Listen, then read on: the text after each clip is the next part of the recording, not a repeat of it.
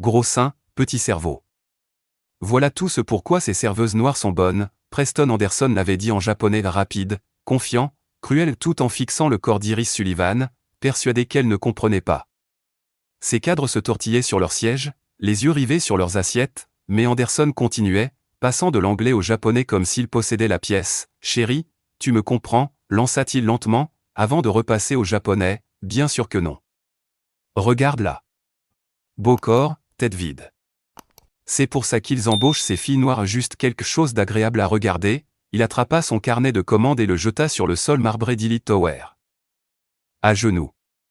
Ramasse, Iris s'agenouilla, ramassa les feuilles, se redressa, et dans un japonais parfait prononça 5 mots qui figèrent son sourire. Son empire de 3 milliards de dollars venait de vaciller. 4 heures du matin, Iris entre précipitamment dans Elite Tower.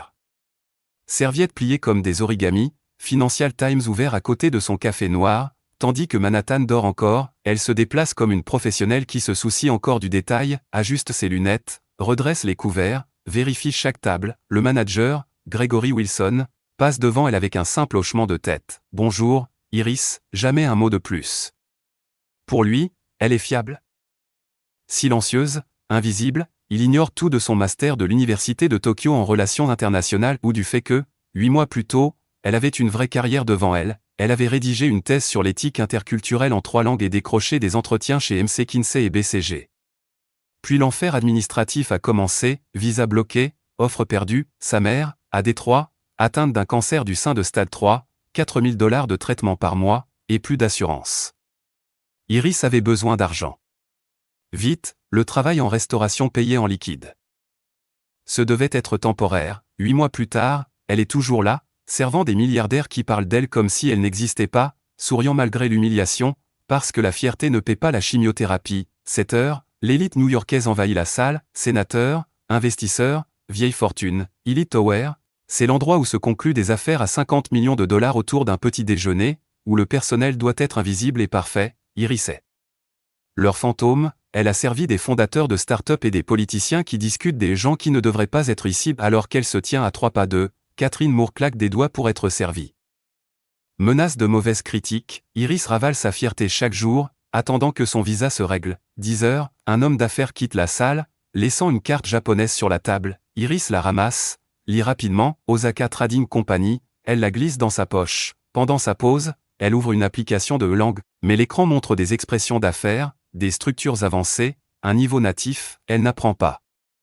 Elle entretient. Emily Brox jette un œil. C'est quoi, ça? Juste un peu d'études, répond Iris en souriant. Personne ne sait qui elle est vraiment. Le VIP du jour, Preston Anderson, PDG d'Apex Innovation, le genre d'homme qui pense que parler japonais le rend intouchable. En passant devant une photo encadrée du propriétaire d'Elite Tower avec le recteur de l'université de Tokyo, Iris se souvient de ses propres jours là-bas. Aujourd'hui, elle sert de l'eau à des hommes qui ne lui demandent même pas son nom, mais ça va changer. 11h30, les portes s'ouvrent. Preston Anderson entre. Un M90, costume Tom Ford, Rolex brillante, 7 cadres à sa suite, réservation pour Anderson. Pas une question, il bouscule l'hôtesse jusqu'à être assis au centre, de l'eau, température ambiante. Je m'occupe du vin. J'ai passé 2 ans à Tokyo, je sais ce que je fais. Assez fort pour que tout le monde l'entende, Gregory Wilson balaie la salle du regard. Iris, c'est pour toi. Section VIP, elle s'approche, bonjour messieurs. Je m'appelle Iris et je serai, Anderson l'ignore, parle à son directeur financier. 10 secondes passent. Monsieur, quand vous serez prêt, il la regarde enfin, non pas son visage, mais son badge puis la traverse du regard, il se tourne vers Charles et murmure quelque chose en japonais. Le stylo d'Iris s'arrête une demi-seconde. Menu dégustation, dit-il en anglais. Ce que le chef recommande, il la congédie d'un geste. Tu peux y aller. Iris s'éloigne, visage impassible. Derrière elle, Anderson continue en japonais, moqueur, typique. Joli à regarder, vide à l'intérieur. Charles se crispe. Preston, Anderson poursuit, riant, les filles noires, sûrement sans diplôme. Ces cadres échangent des regards mal à l'aise. Iris dépose chaque verre avec précision, sans un mot. Pour Anderson, le japonais est son arme secrète. Charles tente de changer de sujet, mais Anderson insiste. Regarde comment elle tient ce carnet, voilà à quoi ressemble le manque d'éducation. Iris termine calmement, autre chose. Messieurs, non, c'est bon, répond-il en la chassant d'un geste. Elle hoche la tête, s'éloigne, derrière elle, une autre insulte en japonais, le jeune vice-président, Jonathan Mitchell, qui a vécu 3 ans au Japon, comprend tout, et il regrette d'être là. Le sourire d'Iris ne bouge pas, mais sa mâchoire se crispe. Pas aujourd'hui, Preston Anderson vient de commettre sa première erreur. Il a choisi la mauvaise tête vide point. 20 minutes plus tard, les plats arrivent. Anderson devient plus audacieux, les amuse-bouches servies, Iris exécute chaque geste avec grâce, il ne la regarde presque pas, mais dès qu'elle s'éloigne, il reprend en japonais. Elle ne sait sûrement même pas faire une addition. Elle ne pourrait pas calculer la note sans calculatrice, il rit, j'espère qu'elle ne s'occupe pas du paiement. Jonathan Mitchell fixe son assiette, la mâchoire serrée. Quand elle apporte le pain, Anderson devient vulgaire, regarde ce corps. Voilà pourquoi ils embauchent ces filles noires et jolies à regarder pendant qu'on parle affaires. Charles Davis bouge sur sa chaise, mal à l'aise, mais ne dit rien. Quand le rebay et le bar arrivent, Anderson insulte toujours, en japonais cette fois, elle récite juste des scripts. Pas de savoir, pas d'éducation. Juste des corps et des sourires, Iris garde son calme. Puis-je vous apporter autre chose? Non, il ne la regarde même pas, elle s'éloigne, ayant tout entendu, sans rien montrer, elle traverse la salle avec une précision fluide, remplit le verre de Charles, ajuste les couverts, corrige les erreurs avant qu'elle ne sorte de la cuisine, c'est ça, 8 mois de survie. La perfection par nécessité, Gregory Wilson observe, satisfait, ignorant les fissures invisibles, la façon dont Iris s'attarde sur l'assiette d'Anderson, la minutie avec laquelle elle dispose ses couverts, les pauses qu'elle s'accorde au poste de service juste pour respirer, chaque service, chaque pourboire compte, la chimio de sa mère coûte $4000 par mois. Le loyer est dû dans 8 jours, la fierté est un luxe qu'elle ne peut pas se permettre, alors quand Anderson la raille encore sur son éducation, sa valeur elle ravale, comme toujours, mais quelque chose bouillonne, 8 mois d'insultes accumulées deviennent une braise ardente, et Anderson continue d'y souffler. Les autres clients commencent à remarquer, une femme d'une 50aine d'années, diamant aux oreilles, capte le ton, la manière dont Anderson la regarde, avec mépris. Margaret, investisseuse en capital risque, lit les gens pour vivre, et elle lit le dégoût dans chacun de ses gestes. Elle envisageait d'investir $20 millions dans Apex Innovation, plus maintenant. Jonathan, lui, n'en peut plus, il comprend chaque mot, et il sait, si quelqu'un enregistre ça, la carrière de Preston est terminée. Il envoie un SMS à sa femme, je dois trouver un nouveau boulot. Un jeune homme à une table voisine, ordinateur ouvert, comprend aussi le japonais, il a vécu à Osaka pendant des années, ce qu'il entend le révolte. Silencieusement, il commence à enregistrer. La salle est une poudrière, et Iris. Elle étincelle, service du dessert. Iris s'avança, portant des soufflés au chocolat délicats, parfait, soufflé au chocolat Valrhona avec coulis de framboise. Anderson fronça les sourcils, ce n'est pas ce que j'ai commandé, cela fait partie du menu dégustation, je m'en fiche. Je voulais une crème brûlée. Charles se pencha, Preston, tu as dit, j'ai changé d'avis. Dis à ton chef de corriger ça. Anderson se tourna de nouveau vers son équipe, passant au japonais, les gens comme elle ne peuvent même pas suivre des instructions simples. Donne-leur un travail qui demande de réfléchir, et ils le gâchent. Jonathan serra la mâchoire, Preston, mais Anderson continua, elle ne comprend probablement même pas pourquoi je suis énervé. Une serveuse noire sans éducation. Qu'est-ce qu'on pouvait attendre d'autre? Il se tourna vers Iris, moqueur, chérie, tu comprends? Crème brûlée, pas chocolat. Tu peux t'en souvenir, il lui arracha son carnet, le tapota contre son front 3 fois, tape, tape, tape, peut-être que ça t'aidera à t'en souvenir, puis il repassa au japonais, inutile d'expliquer quoi que ce soit à quelqu'un qui ne sait faire que ce genre de travail. Engagé pour son apparence, pas pour son cerveau, la table devint silencieuse, Charles détourna le regard, Jonathan devint rouge, Iris resta immobile, le carnet dans la main, le front chaud, son visage demeura calme, mais à l'intérieur.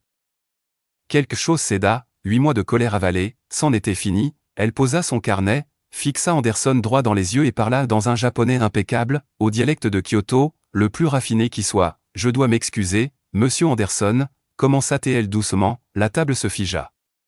Quand j'étudiais les relations internationales à l'université de Tokyo, on ne nous apprenait pas à servir des clients comme vous. Un frisson parcourut la salle, le visage d'Anderson passa du sourire suffisant à la pâleur. J'ai passé 2 ans à Kyoto pour mon master. Ma thèse sur l'éthique des affaires interculturelles a été publiée dans le Journal of International Relations. Je parle 5 langues couramment. Le japonais est ma deuxième meilleure.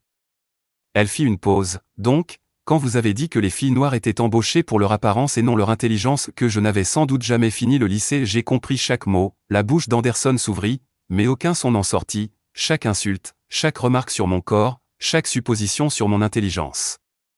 Vous pensiez que parler japonais vous rendait intouchable, elle reprit son carnet, vous aviez tort, en japonais.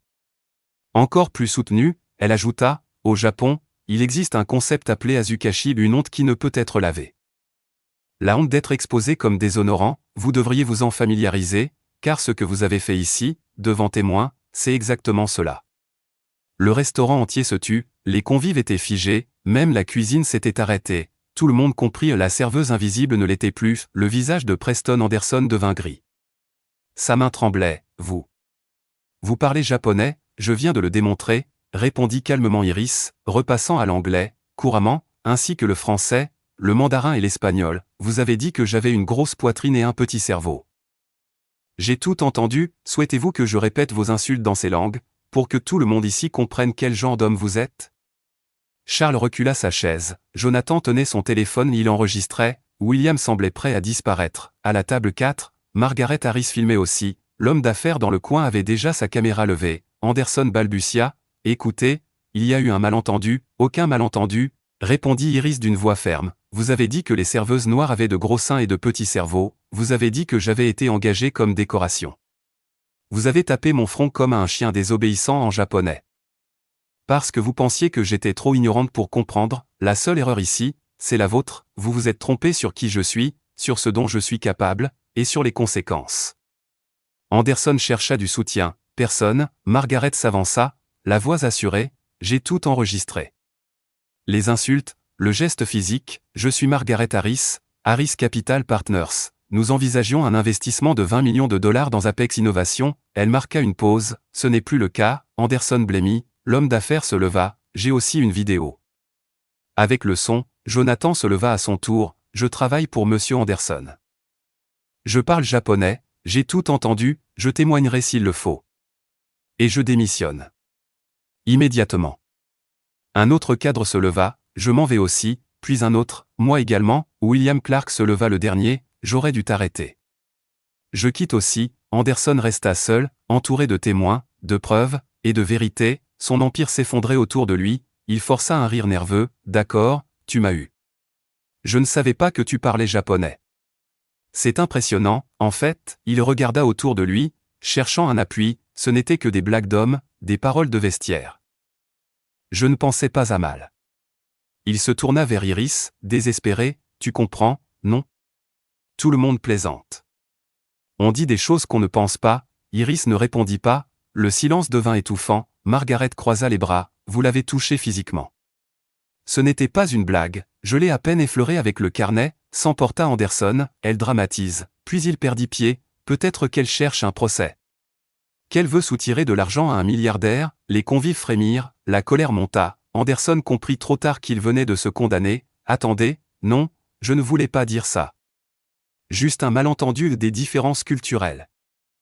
Il se tourna vers Gregory Wilson, je veux parler à votre directeur. C'est inacceptable. Votre employé me ridiculise devant mes associés, Wilson hésita, Anderson était un client VIP, un gros dépensier, mais tout le monde avait entendu, Monsieur Anderson, peut-être quoi, l'interrompit-il, se redressant, intimidant, je suis venu pour un déjeuner d'affaires et j'ai été humilié. Pourquoi? Pour avoir parlé japonais, depuis quand est-ce un crime, j'exige des excuses de sa part, il pointa Iris du doigt, et de cet établissement où mes avocats s'en chargeront, la menace plane, Charles murmure, Preston. On devrait peut-être partir. Non. Pas avant que ce soit réglé. Je ne me ferai pas humilier par une espèce de... Il s'interrompt juste à temps. Le mal est fait, pour la première fois, Iris ressent la peur non pas de lui, mais de tout perdre.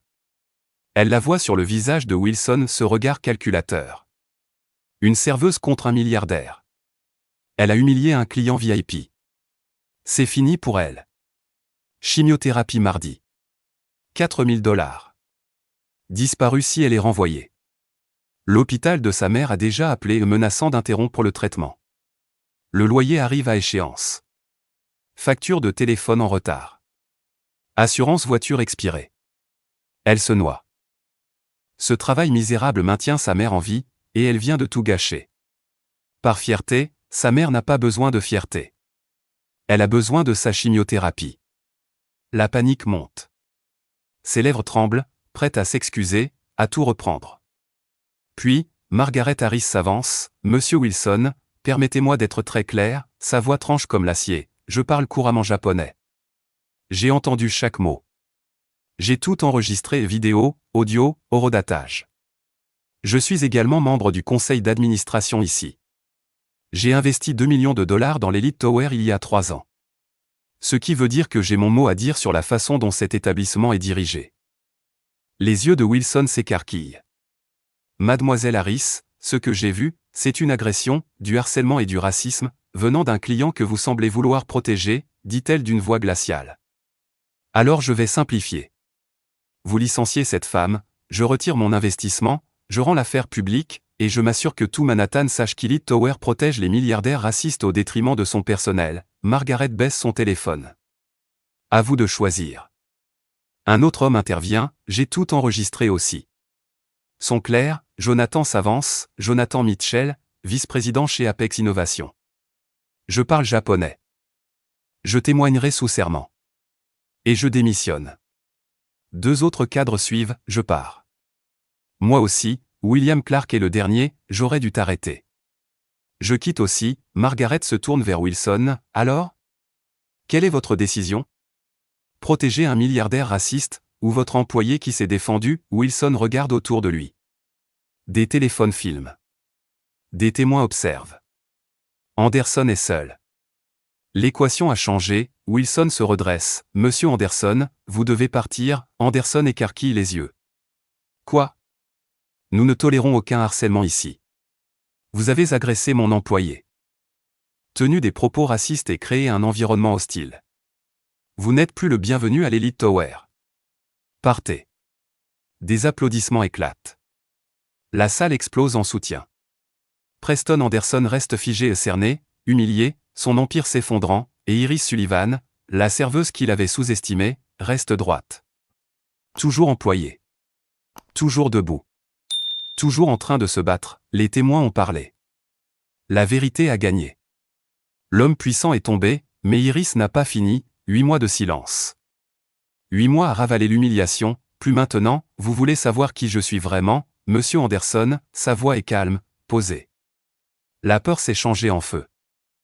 J'ai un master en relations internationales de l'Université de Tokyo. Classé dans les 5% les plus brillants, mon mémoire sur l'éthique interculturelle des affaires a été publié dans le Journal of International Relations. Je parle 5 langues: anglais, japonais, mandarin, français et espagnol. Je lis et j'écris dans 3 alphabets. Anderson reste muet. J'ai été recruté par MC Kinsey, Deloitte, le Boston Consulting Group et Accenture. Salaire de départ à 120 000 $. J'étais destiné à devenir cadre dirigeante en 5 ans. Elle marque une pause. Alors pourquoi je suis ici? À vous servir de l'eau au lieu d'être assise dans une salle de conseil? Margaret la regarde, fascinée. Iris poursuit, sans trembler, des complications de visa, la bureaucratie a retardé mon autorisation de travail. Les offres ont expiré, la femme censée influencer la politique économique mondiale s'est retrouvée à peine capable de payer son loyer, elle balaie la salle du regard. Ma mère a un cancer du sein de stade 3, les traitements coûtent 4 000 $ par mois. L'assurance l'a abandonnée, l'hôpital refuse de la soigner sans paiement, alors j'ai pris le seul travail que je pouvais payer en liquide, sans contrat, juste pour survivre. Jonathan lève son téléphone et filme. D'autres font de même. J'ai postulé à 50 emplois par mois pendant 8 mois, 50, chaque mois, et je n'ai jamais eu de réponse, parce que mon visa est compliqué, parce que je suis trop qualifié pour certains postes et pas assez pour d'autres. La salle reste silencieuse. Pour la première fois, tous la voient vraiment, parce que le système est conçu pour maintenir les gens comme moi exactement là où ils sont, défaits. Pas un tremblement dans sa voix. Oui, Monsieur Anderson, je suis serveuse. Mais pas parce que je manque d'éducation, d'ambition ou d'intelligence. Je suis serveuse parce que ce système brisé ne m'a laissé aucun autre choix. Des gens comme vous me regardent et voient ce qu'ils veulent, un stéréotype. Une blague, quelqu'un d'inférieur. Elle s'avance d'un pas. Vous n'avez jamais demandé mon nom, d'où je viens, rien, parce que dans votre monde, des gens comme moi ne comptent pas. On est le décor, le bruit de fond, fait pour servir et disparaître, mais je ne suis pas le décor. Je suis un être humain, avec un master, parlant 5 langues, avec plus de compétences culturelles dans mon petit doigt que vous n'en avez montré de toute votre vie. Iris ramasse son carnet, celui qu'Anderson avait tapoté contre son front. Alors merci, Monsieur Anderson. Merci de m'avoir rappelé que peu importe à quel point je suis instruite ou travailleuse, des gens comme vous verront toujours ce qu'ils veulent voir. Vous utilisez le pouvoir pour humilier, vous cachez votre racisme derrière des langues étrangères parce que vous êtes trop lâche pour le dire à voix haute. Elle pose le carnet sur sa table. Profitez bien de votre crème brûlée si vous pouvez encore vous la permettre après la chute des actions de votre entreprise demain. Les mains de Preston Anderson tremblent, son visage passe du blanc au rouge, il tente une dernière manœuvre désespérée. Je vais vous offrir un emploi. Silence, quoi? Iris le fixe. Un poste chez Apex Innovation. Niveau directrice. 6 chiffres, avantages, parrainage de visa, tout ce que vous voulez, il force un sourire, vous voyez? Je ne suis pas raciste. Je lui offre un travail, non. La voix d'Iris tranche comme du verre. Comment ça, non, balbutie-t-il, vous comprenez ce que je vous propose? J'ai dit non. Iris passe au japonais, parfait, formel, je ne travaillerai jamais pour un homme qui traite les gens comme vous le faites. Votre entreprise est toxique parce que vous l'êtes. Vous ne valorisez pas les gens, seulement les diplômes que vous pouvez exhiber, vous ne me voulez pas pour mes compétences. Mais pour pouvoir prétendre que vous n'êtes pas raciste. Le visage d'Anderson brûle. Tu fais une erreur. L'erreur était de ton côté, répond Iris. Tu avais une chance de me traiter avec dignité, et tu as choisi la cruauté. Maintenant, tu en subis les conséquences. Puis elle revient à l'anglais, Iderater stay a waitress den work for someone who thinks a foreign language sa licence to de humanise. Anderson regarde autour de lui. Ses collègues évitent son regard. Margaret sourit d'un air grave. L'homme d'affaires continue d'enregistrer. C'est insane, marmonne Anderson. On me détruit pour une blague. Pour des mots, intervient Jonathan. Tu l'as touché. Tu l'as traité de stupide. Tu as tenu des propos racistes pendant 1 heure devant des témoins. Ce n'est pas rien, le téléphone d'Anderson vibre, notification en explosion. La vidéo devient virale. Son équipe de relations publiques appelle, les investisseurs paniquent. Gregory Wilson s'avance. Monsieur Anderson, vous devez partir. Maintenant. La sécurité intervient. Anderson attrape sa veste. Vous allez regretter ça, vous tous, crache-t-il, vide et vaincu, avant de sortir, silence. Puis le restaurant explose à applaudissements, acclamations, des gens se ruent vers Iris. C'était incroyable. J'ai tout enregistré.